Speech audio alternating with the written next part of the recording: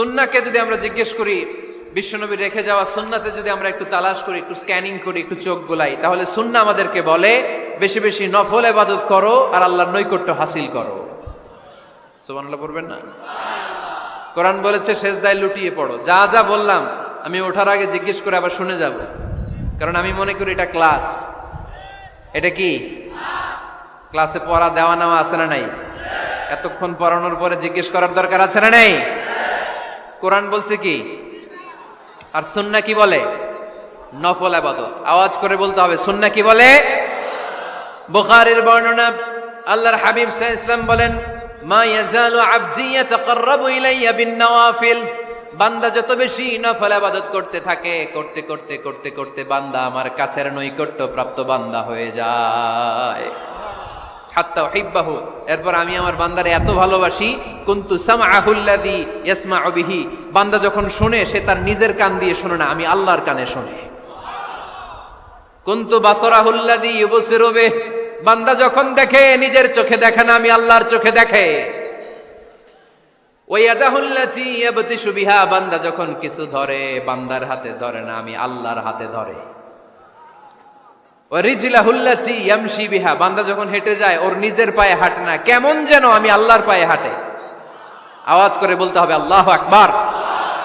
মানে আল্লাহ বুঝাতে চাইলেন আমি তখন তার কান হয়ে যাই, আমি তখন তার চোখ হয়ে যাই, আমি তখন তার হাত হয়ে যাই, আমি তখন তার পা হয়ে যাই। আমার আর তার মাঝে আর কোনো ফারাক থাকে না, সে আমার একেবারে নিকটে চলে আসে। আওয়াজ করে পড়েন সুবহানাল্লাহ।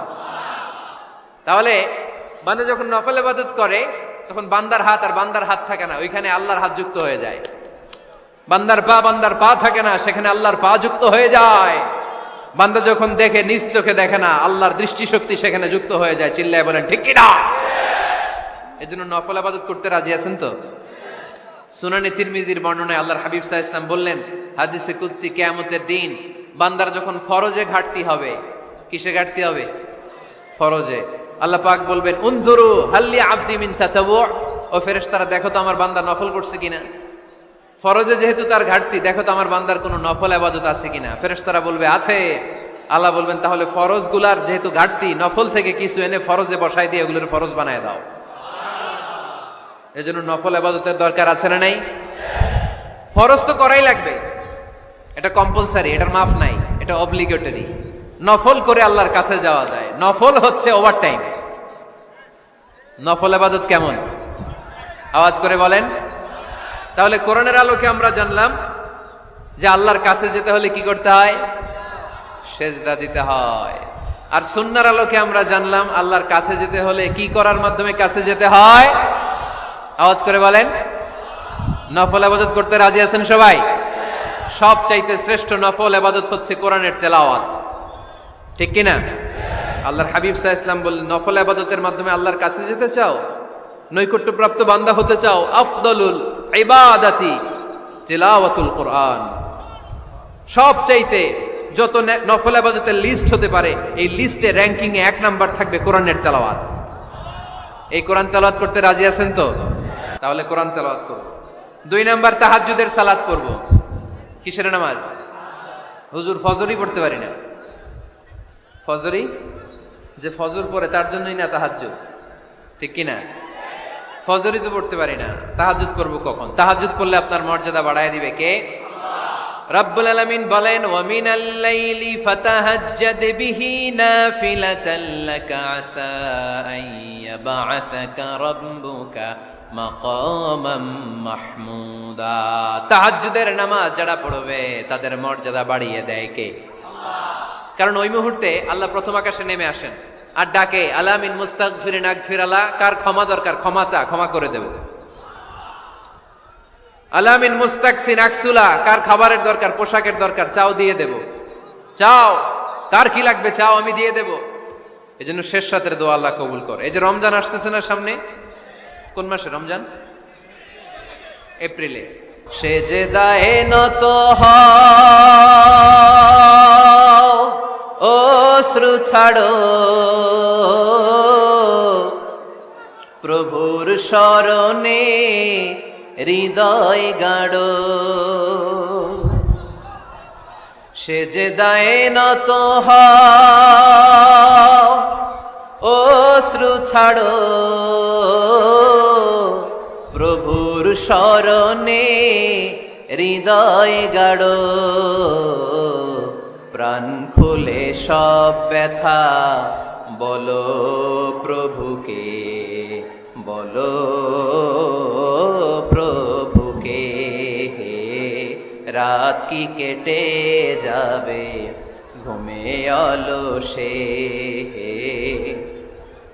রাত কি কেটে যাবে ঘুমে অলসে। তুমি কি জানবে না তোমার নিজেকে প্রভুকে, রাত কি কেটে যাবে ঘুমে অলসে। ঠিক কিনা? ঘুমে অলসে আমাদের রাত কেটে যায়, সেজদা দেওয়ার সময় নাই। কখন প্রভুর দরবারে হাজিরা দেব, কখন সেজদা দেব? আল্লাহর হাবিব সাল্লাল্লাহু আলাইহি ওয়াসাল্লাম বললেন, আকরাবু মা ইয়াকুনুল আবদু মির রাব্বিহি ওয়া হুয়া সাজিদ ফাকসিরু ফীহি দুআ। তোমরা যখন সেজদায় লুটিয়ে পড়ো তখন তোমরা আল্লাহর সবচাইতে কাছে চলে যাও। এজন্য ওই সময় বেশি বেশি আল্লাহর কাছে চেয়ে নাও। সুবহানাল্লাহ পড়েন। মনের যত আকুতি আছে, যত জ্বালা আছে, যত বেদনা, সেজদায় পড়ে আল্লাহরে বলার দরকার আছে না নাই? কারণ কেউ যেটা শোনে না, শোনে কে? পরীক্ষায় ভালো করতে চান, সেজদায় লুটিয়ে পড়ে আল্লাহরে বলেন। নেককার স্ত্রী চান, সেজদায় পড়ে আল্লাহরে বলেন। নেককার সন্তান চান, সেজদায় লুটিয়ে পড়ে আল্লাহরে বলেন। বিসিএস পরীক্ষায় টিকতে চান, সেজদায় লুটিয়ে পড়ে আল্লাহকে বলেন।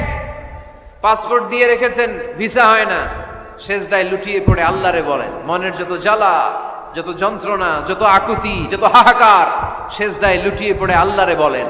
কারণ আল্লাহর দরবার এমন দরবার, এই দরবার থেকে কেউ কোনোদিন খালি হাতে ফিরে না। চিল্লায় বলেন ঠিক কিনা? কেউ ফিরে না খালি হাতে আল্লাহরে তোর দরবারেতে, তাই না? পড়েন সবাই, কেউ ফিরে না। আকরাবু মা ইয়াকুনুল আবদু মির রাব্বিহি ওয়া হুয়া সাজিদ। বান্দা যখন সেজদায় লুটিয়ে পড়ে, বান্দা আল্লাহর সবচাইতে কাছে চলে যায়। এই কথাটা মনে থাকবে আপনাদের সবার। আমরা কখন আল্লাহর সবচেয়ে কাছে যাই? আওয়াজ করে বলেন। যখন আমরা সেজদায় পড়ে থাকি। আপাত দৃষ্টিতে মনে হয় সেজদাটা যখন দেই জায়নামাজের উপরে আমার কপালটা পড়ে, সেজদাটা যখন দেই মসজিদের টাইলসের উপরে আমার সেজদাটা পড়ে, সেজদাটা যখন দেই মনে হয় যে মসজিদের কাপড়ের উপর আমার কপালটা পড়ে। কিন্তু বিশ্বনবী বলেন না, তোমার কপালটা আল্লাহর কুদরতি পায়ের উপরে পড়ে। আকরাবু মা ইয়াকুনুল আবদু মির রাব্বিহি ওয়া হুয়া সাজিদ।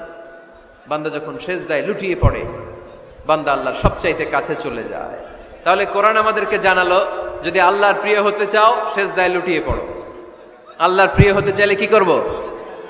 আওয়াজ করে বলেন কি করতে হবে? আল্লাহর হাবিব সাল্লাল্লাহু আলাইহি ওয়াসাল্লাম লম্বা সময় ধরে রাতে সেজদায় পড়ে থাকতেন।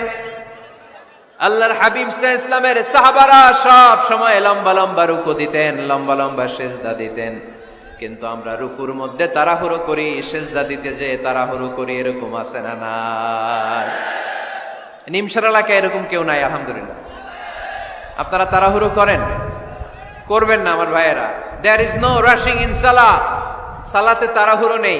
দেয়ার ইজ নো হ্যাস্টিনেস ইন সালাহ। সালাতে কোনো তাড়াহুড়ো নেই। সল্লু সালাতান মুআদ্দিআ। এমন ভাবে নামাজে দাঁড়াবেন মনে করবেন এটাই হতে পারে আমার জীবনের শেষ নামাজ, ঠিক কিনা? পারফর্ম দ্য সালাহ as if this is your last and final prayer. এমন ভাবে মুসল্লায় দাঁড়ান মনে করেন এটাই হতে পারে জীবনের শেষ নামাজ। This is my last chance. এখন বাজে 3:30। কেউ যদি বলে আসরের যে নামাজটা পড়বেন এটাই আপনার জীবনের শেষ নামাজ, ওই নামাজ আপনি তাড়াহুড়া করবেন? কথা বলেন। আরে কাঁদতে কাঁদতে আপনি শেষ। এত সুন্দর ওযু বানাবেন, এত সুন্দর আতর মেখে জায়নামাজ বিছিয়ে পাঞ্জাবিটা পরে আপনি নামাজে দাঁড়াবেন। রুকুতে কি সুন্দর রুকু করবেন, লম্বা সময় সেজদা করে চোখের পানি দিয়ে তো সেদিন আপনার জায়নামাজ আপনি ভিজিয়ে দিবেন, ঠিক কিনা? কেন এমনটা করবেন? কারণ আপনি জেনে গিয়েছেন এটাই আমার শেষ নামাজ, তাই না? তো প্রতিটা নামাজের সময় এই জিনিসটা ভাবলে সমস্যা কোথায়? আমরা যে আরো আধা ঘন্টা এখানকার সবাই বেঁচে থাকবো কোনো গ্যারান্টি আছে? আরো 10 মিনিট হায়াত পাবো, গ্যারান্টি? 5 মিনিট, 2 মিনিট, শ্বাস যেটা নিলাম, ব্রেথ ইন করলাম, এটার ব্রেথ আউট করতে পারবো, কোনো গ্যারান্টি আছে? তো প্রতিটা সালাতের মুসল্লায় যখন দাঁড়াই এই চিন্তাটা আমাদের মাথায় আসে না কেন যে এটাই আমার শেষ নামাজ? সল্লু সালাতান মুআদ্দিন। আমার প্রিয় কুমিল্লাবাসী ভাইয়েরা, যখনই নামাজে আমরা দাঁড়াবো আমরা ভাববো হতে পারে এটাই আমার জীবনের শেষ নামাজ, এটাই জীবনের, ভাবা যাবে? আর লম্বা চূড়া রুকু করবেন, লম্বা সেজদা করবেন, রুকুতে পিঠটা সোজা রাখবেন। আল্লাহর হাবিব সাল্লাল্লাহু আলাইহি ওয়াসাল্লাম যখন রুকু করতেন পিঠটা থাকতো স্ট্রেট ফরওয়ার্ড, বাঁকাও না উঁচুও না। ওয়াকানা বাইনা যালিক। সাহাবারা বলতেন আল্লাহর হাবিব সাল্লাল্লাহু আলাইহি ওয়াসাল্লামের রুকুর পিঠের উপরে পানি ভর্তি কোনো গ্লাস রেখে দিলে গ্লাসটাও কাঁপবে না, পানিটাও পড়বে না। তার মানে বাঁকা ছিল পিঠ, তাই না? কি ছিল? সোজা। আবার আল্লাহর হাবিব সাল্লাল্লাহু আলাইহি ওয়াসাল্লাম বললেন সবচেয়ে বড় চোর যে নামাজে চুরি করে। সাহাবারা বললেন কাইফা ইয়াসরিকু ফিস সালাহ, নামাজে কেমনে চুরি করে? আল্লাহর হাবিব সাল্লাল্লাহু আলাইহি ওয়াসাল্লাম বললেন ইয়াসরিকু ফি রুকুইহি ওয়া সুজুদিহি, রুকু সেজদায় চুরি করে। এরকম নামাজ চোর আছে না নাই? রুকু থেকে সোজা হয়ে দাঁড়িয়ে কয়েক সেকেন্ড আপনি রিল্যাক্স করবেন। প্রথম সেজদা দিয়ে আপনি সোজা হয়ে বসে কয়েক সেকেন্ড রিল্যাক্স করবেন। কি করবেন? রিল্যাক্স। আওয়াজ করে পড়েন সবাই, রিল্যাক্স। নামাজে তাড়াহুড়ো নাই, সালাত হচ্ছে মেডিটেশন, রিল্যাক্স। এক সেজদা দিয়ে বসে আপনি রিল্যাক্স করবেন ধীরস্থির ভাবে, এরপরে দ্বিতীয় সেজদায় যাবেন। অনেকে সেজদা প্রথমটা দিয়ে কোন রকম মাথাটা তুইলেই আবার সেজদায় দৌড় মারে, আছে না নাই? রুকু থেকে স্ট্রেট ফরওয়ার্ড দাঁড়ানোর কথা, দাঁড়িয়ে 1-2 সেকেন্ড রিল্যাক্স করার কথা, ওইটা না করে রুকু থেকে কোন রকম মাথা তুলেই আবার সেজদায় দৌড় মারে, এরকম ডাকাত আছে না নাই? এরাই সালাত চোর। আমরা যেন নামাজ চোরের খাতায় নিজেদের নাম না চুলি, আমরা যেন বেশি বেশি আল্লাহর সেজদা দেই। তাহলে কোরআন আমাদেরকে জানালো আমরা যদি আল্লাহর কাছে যেতে চাই কি করতে হবে? বইলা গেছি, খাইয়া ফেলাইছি? আওয়াজ করে বলেন কি করবেন? আল্লাহর হাবিব সাল্লাল্লাহু আলাইহি ওয়াসাল্লাম সব সময় লম্বা লম্বা সেজদায় পড়ে থাকতেন। আল্লাহর নবীর সাহাবারা সব সময় লম্বা লম্বা সেজদায় পড়ে থাকতেন। আল্লাহ বলেন তারাহুম রুকআন সুজদা। আপনি দেখবেন আল্লাহর নবীর সাহাবারা আবু বকর, ওমর, উসমান, আলী রাদিয়াল্লাহু তাআলা আনহুম আজমাইন, তাদের স্বভাব ছিল বিপদে পড়লেই লম্বা লম্বা সেজদায় পড়ে যেতেন।